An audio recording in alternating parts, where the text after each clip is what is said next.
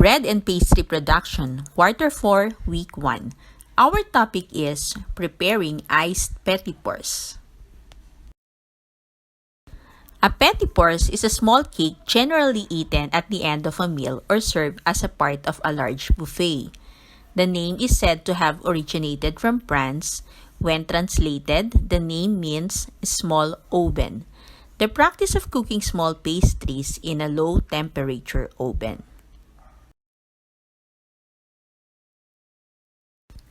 Petit Fours are small biscuits and cakes, tastefully decorated. Sweetmeat and cakes are designed to serve as dessert with after-dinner coffee or cocktails. Petit Fours should be small. They are often made into different shapes. They are delicate, crispy, fresh, attractive, and light. It is designed to be swallowed in just 1 or 2 mouthfuls. They are prepared from a variety of ingredients. They are usually small pieces that had been baked. While the emphasis is on small, non-baked confectionery like caramelized and glazed fruits, marzipan shapes, or other small sweet delicacies are also served as Petit Fours. Typical characteristics of Petit Fours. The typical characteristics of Petit Fours are the following. Number 1, approximately 1 inch square and about 1.5 to 2 inches high. Number 2, consists of layers of cake and buttercream frosting. Number 3, Petit Fours, however, can refer to any number of small confections as pastries. Number 4, Petit Fours can be eaten in 1 or 2 bites, and these fancy pastries are further divided into sec or glaze. Number 5, the Petit Fours sec and glaze can be sponge or cake based, biscuit or cookie based, meringue based, marzipan based, fresh fruit or chocolate based. Categories of Petit Fours. The first category of Petit Fours is the Petit Fours sec. Sec meaning dry. This includes a variety of small desserts such as special dainty cookies baked in meringues, macaron fap pastries. Only a small amount of ganache buttercream or jam is used to sandwich the pastries together or to decorate the tops, and they are often dipped in chocolate. Actually, common cookie recipes can be converted to Petit Fours sec simply by making them smaller and enhancing their decoration.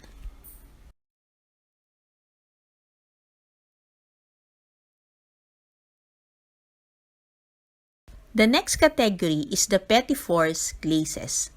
Glaze meaning iced. Are iced or decorated in some way, such as tiny cakes covered in fondant or frostings, small eclairs, and tartlets. They can also be pastries filled with cream, chocolate, or jam, and then covered, glazed, or dipped and decorated with marzipan, fondant, chocolate, or some other form of glaze or icings.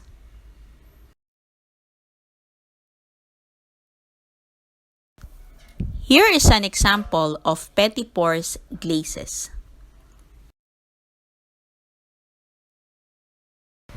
Petit Fours sprays are characterized by items that are served the day. They are made because their composition leads to deterioration of quality the longer they sit. This group includes cream-filled items such as eclairs, tartlets, fruit, cream noir and ganache, and some Petit Fours déguises. Parisian macarons may be classified as Petit Fours sprays when they are filled with fresh fruits and mousse or similar light textured cream. Petit Fours sprays may include spongy Petit Fours such as almond cakes, madeleines, and financiers.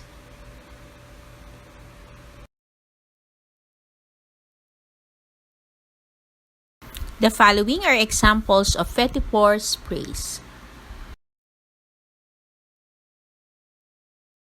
Petit Fours déguises are made from fresh, dried, or candied fruits that are coated in cooked sugar, fondant, chocolate, or any combination of the three. Fruits commonly dipped in sugar include gooseberries, kumquats, cherries, grapes, and candied fruits such as pineapple or mango.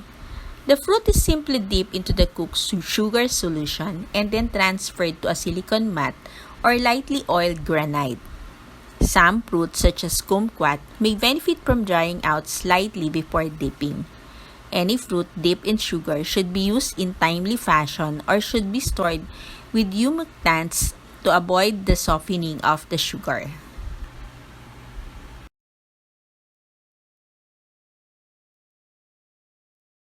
The following are examples of Petit Fours déguises. Petit Fours Prestige are composed of more advanced preparations, mirror current trends in pastries. Petit Fours Prestige may be a smaller version of contemporary entrées or other desserts. Components used for Petit Fours Prestige may include cake bases, such as biscuit or dark wheat cream such as cream mousseline or cream mois, egg foams like Italian meringue, and fresh fruits. Additionally, many of these finishing techniques used for advanced cake production may be used for Petit Fours Prestige, such as glazing and chocolate spraying. Often, these small pastries will even include small decorative chocolate or sugar elements.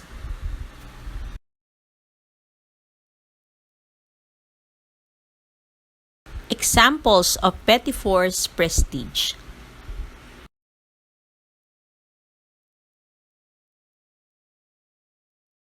Types or kinds of Petit Four bases. The base for Petit Four can either be marzipan or sponge. A Petit Four base must be strong enough to hold the Petit Fours. Number 1. Cake. It can be baked in a shallow trays, then topped with soft topping, then cut to shape desired similar to sponge sheets.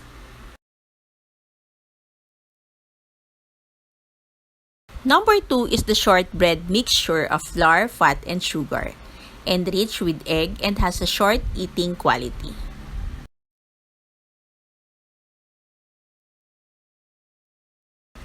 Number 3, the pasty puff. It can make a suitable base for Petit Fours when a sweet filling is used.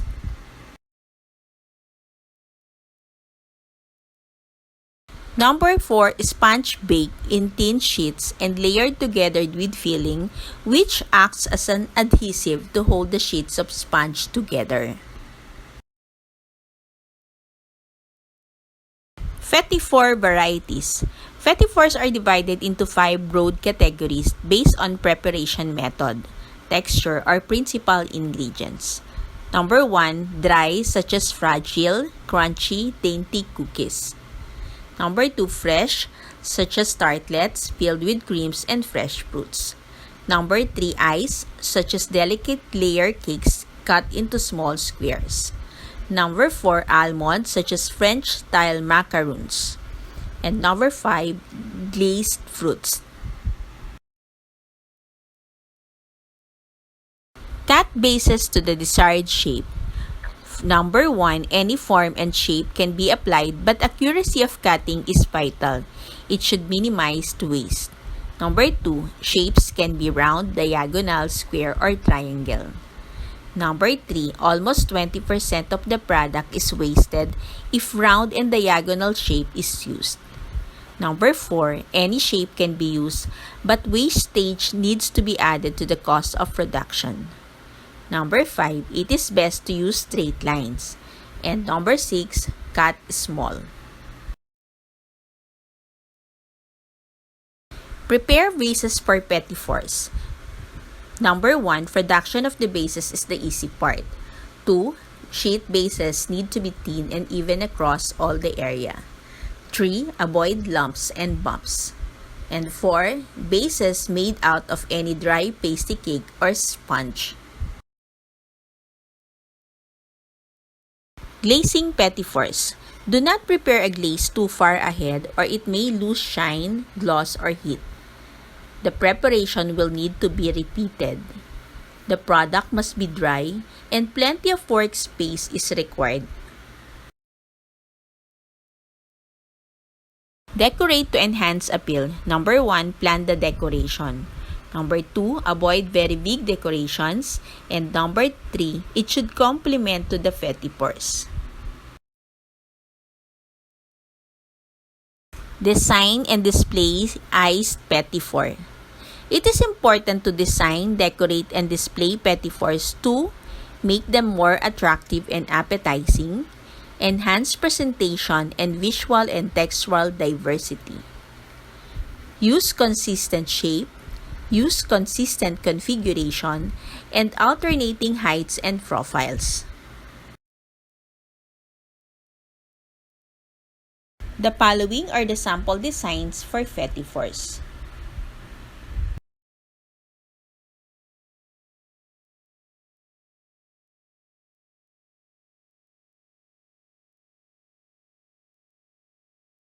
Shape to cut and assemble for Petit Fours glaze. It can be any shape. Assemble layers before cutting. Press firmly. Slide. Any form and shape can be applied, but accuracy of cutting is vital.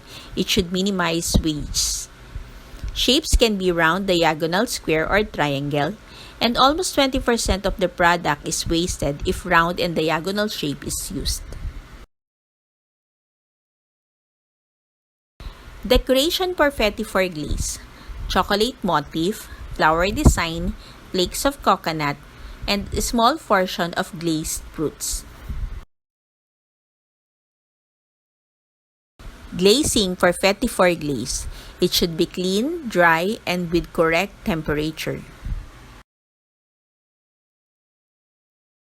Display Petit Fours glaze. You can display it in a platter, plates, symmetrical designs, straight lines, or circle designs. Filling and flavor for iced Petit Fours. Jams are high in moisture used to enhance flavor, add moisture, and to bind the product.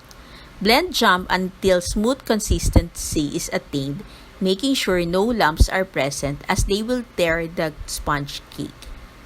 Ganache is a mixture of chocolate and cream. Ganache carry alcohol flavors well to add interest to the Petit Fours. When ganache is agitated, it must be worked quickly as it will set. Buttercreams. It needs to be chilled before cutting. Buttercreams are flexible for decorating the tops of Petit Fours as they can be flavored and easily piped. However, they can be easily damaged at room temperature. Assembling and cutting iced Petit Fours base. Things needed: sponge sheets, jam strawberry or mango, 2 sheets of wax paper. Procedures. Number 1, lay the sponge cake on a wax paper. Number 2, spread a thin layer of jam over the cake. Number 3, place a second sheet cake on top of the first layer. Then number 4, press firmly. Remove loose crumbs. Spread a second layer jam thinly over the cake. Then take a third sheet of cake, turn it over to put the bottom part on the top.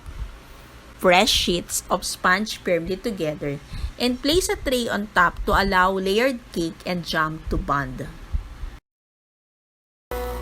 A time to remember.